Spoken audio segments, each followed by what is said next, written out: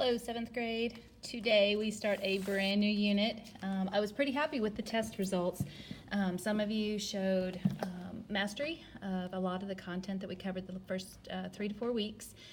Some of you, we're going to be working and continuing to working on improving those skills. So we are moving on though. We are going to start proportions. I love proportions. They're fun. I have a great strategy, something that will make it hopefully easy for you. But I want to start off with ratios, unit rate, and proportions. It's really all the same thing, okay? So you can pause this, but I'm going to move to page 23 and 24. Okay, you have a foldable. Okay, you don't have to glue it in right now. What I want to do is let's talk about each one, okay? When you have a ratio is a comparison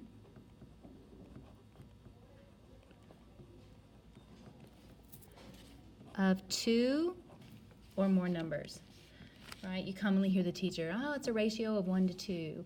One student out of every 2 students maybe has glasses, okay? Or 1 out of 3 has braces. And so we're comparing those two numbers, especially one out of a, it could be out of a whole, but part to part as well. So the ratio of stars to circles is 2 to 3, just in the above example. And the way that we express it, there are 3 ways and that we can write it. We can write it with a colon.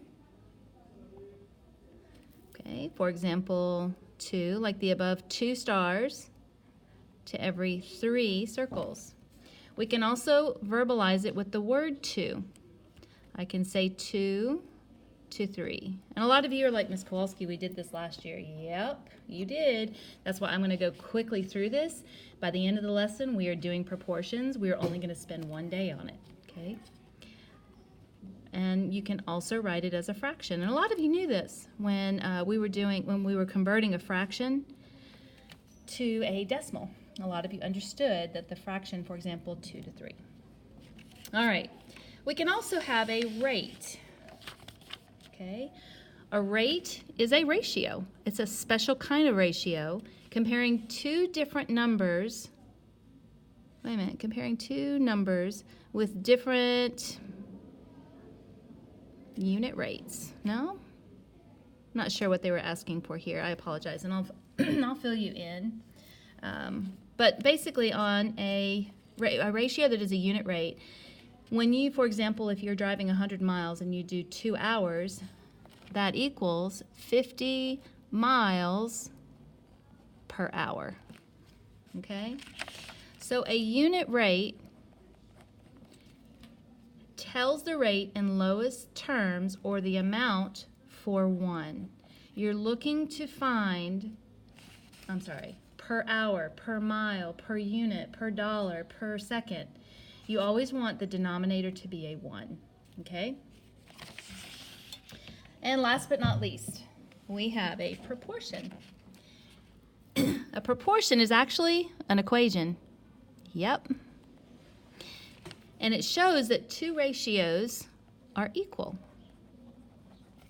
Okay, so for example, and you learned these fancy little butterflies. I know. Please do not let me see a butterfly with cute little spots and little antennas. Middle schoolers, we don't use butterfly anymore. The way that we determine if it is a proportional relationship or not is we take the cross product. Okay? Because really, and I don't want to go into why until we go into equations. So when we do, we are going to multiply. So 25 times 40 is equal to 10 times 100. Now, 25 times 40, put your thinking caps on. What do you think? Well, what's 25 times 4? Yeah, it's 100. And then I add that 0, 1,000. What is 10 times 100? 1,000. Does 1,000 equal 1,000? Yes, it is proportional. Okay? So in a proportion, if the ratios are equivalent, if they are equivalent, because we didn't know in the beginning, then the cross products, remember that the product is the answer for multiplication. So the cross, I know, back to that little butterfly, they're equal. Think of equal fractions. Okay, you can try, for example, 1/2 is equal to 2/4. And we know that it is, isn't it? Right? Because really it's simply not, simplified. So the cross product would be 2 times 2 is equal to 1 times 4. Does 4 equal 4? Yes. So that means that it is proportional. Okay? So what you're going to do is you're going to glue this down in your journal sideways. Okay? And then you have a green sheet of paper. And so I flew through that because really all this was a review of what you learned last week. We're going to spend, last year, sorry. And we're going to spend a good 2.5 weeks on this, okay? Getting into percentages. And guess what? It is all the same strategy, okay? So on the left side of the page, I want to go over one problem. And the strategy that we use, actually, let's do this. I'm sorry, we're on page 24. I want you to go ahead and turn the page. And that way I have the strategy to the right and then the word problems that we're going to work out on the left. Okay? All right. So a proportion, now we're getting into the 7th grade. And let's practice. Miss Kowalski uses tic-tac-toe. And until you're good at tic-tac-toe, you're going to use tic-tac-toe. All right.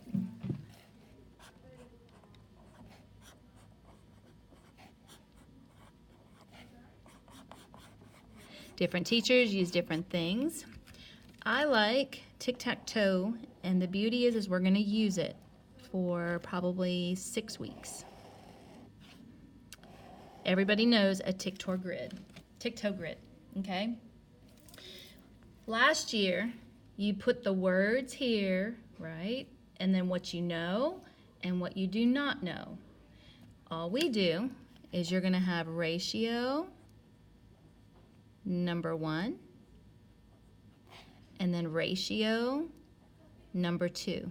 And it's in a fraction form, okay? This right here is extremely important. Sorry.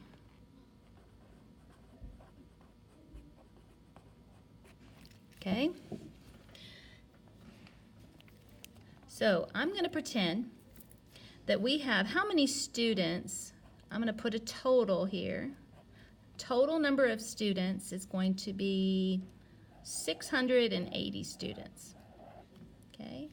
And I want to know, the part would be students with siblings.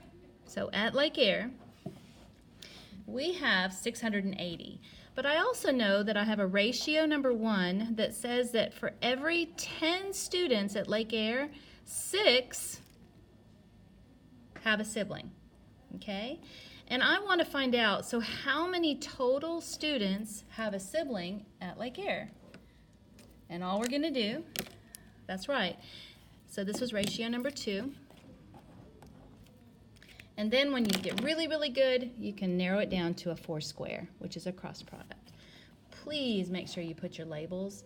I see so many mistakes just because they never had their labels, okay? And then they mix up their numbers.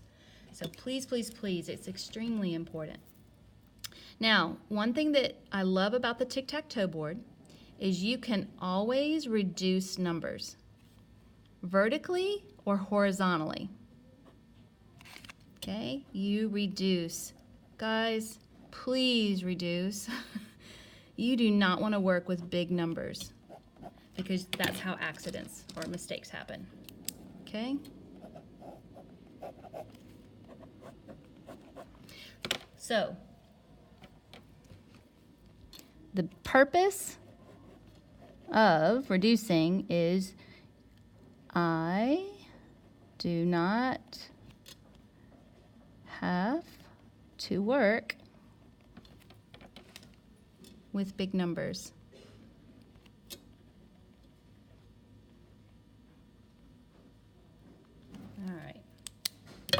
So when we solve a proportion, well, first, I'm sorry, we're going to reduce. So do I have a common factor here? Is there a common factor with the beauty of anything with a 0? I can divide both of these numbers by 10. So that means that I can, if I divide by 10, that 0 automatically disappears. What's 10 divided by 10? 1. What's 680 divided by 10? 68. So those are my new numbers, 1 and 68. But I'm going to go ahead and leave those zeros crossed out like that.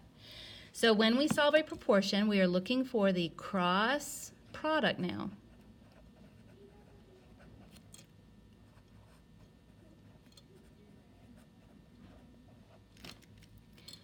And I know that I can go ahead and go do the cross product and solve when my variable is diagonal to a 1. Okay? So that means that 1 times x is equal to 6 times 68. Remember, parentheses as well as this dot can tell us to multiply and give us the product. So 1 times x, x. Now I'm going to show something. Why is Miss Kowalski drawing a line over here? And I haven't emphasized this, but I am now. This is called your chicken scratch.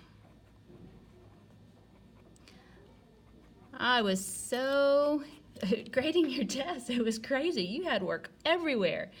I want everyone to start little work like this. Think of it as your work of art. This is your Picasso, okay?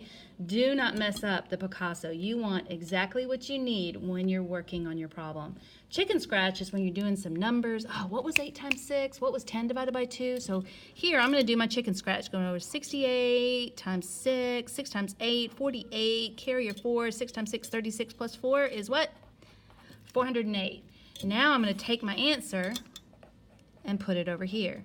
And you always cross out your chicken scratch, okay? I promise you it works. It really, really helps students when you start, they're like, oh my goodness, where was I? So what this means is that if I were to put this back into my proportion,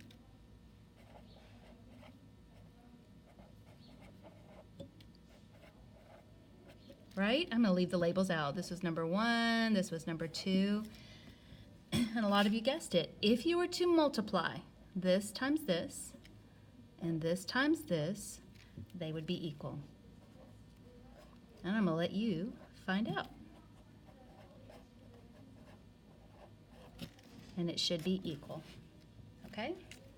All right. So I'm going to go ahead and pause this video or stop it. This is a basic information for solving proportions. And on another video, we're going to model 5 of them together, and then for independent work, you'll have 10 problems by yourself. All right, see you in a little bit.